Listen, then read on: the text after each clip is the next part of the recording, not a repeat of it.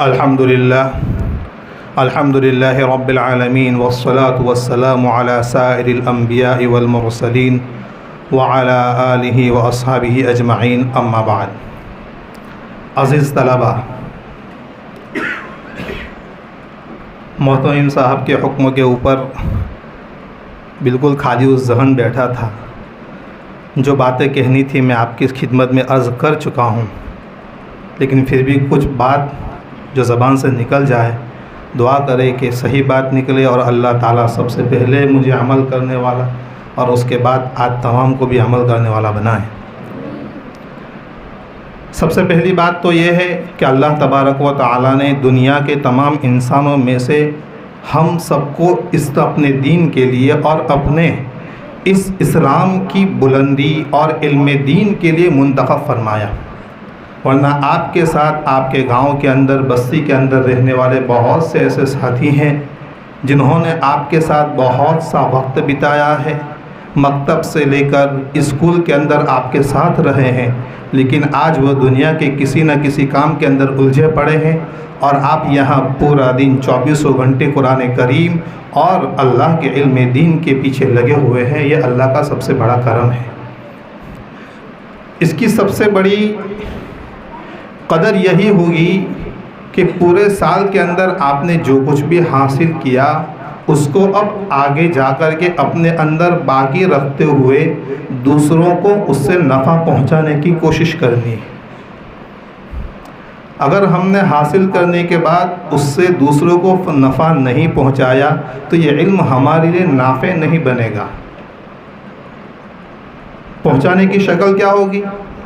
پہنچانے کی شکل یہ ہوگی کہ آپ وہاں جا کر کے اپنے علاقے کے اندر جا کر کے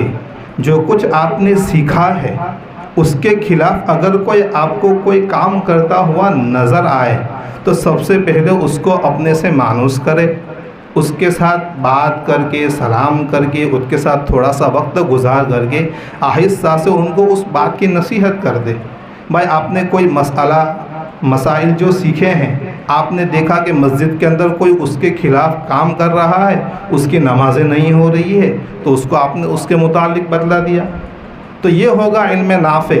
اور آپ آگے جا کر کے آپ ہی کو یہ ساری چیزیں سنبھالنی ہیں،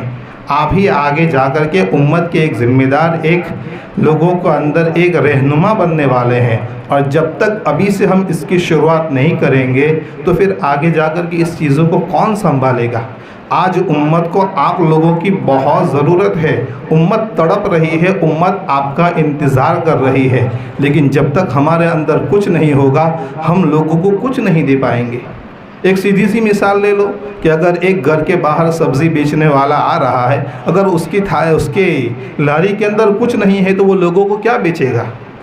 وہ بازار کے اندر ایسے ہی بیٹھا ہے، خالی بیٹھا ہے، اس کے پاس بیچنے کے لیے سامان نہیں ہے، یا جو سامان ہے وہ بگڑا ہوا ہے، وہ خراب ہے، تو کوئی اس سے سامان خریدے گا؟ بلکہ اس کو دیکھ کر کے آگے چلا جائے گا۔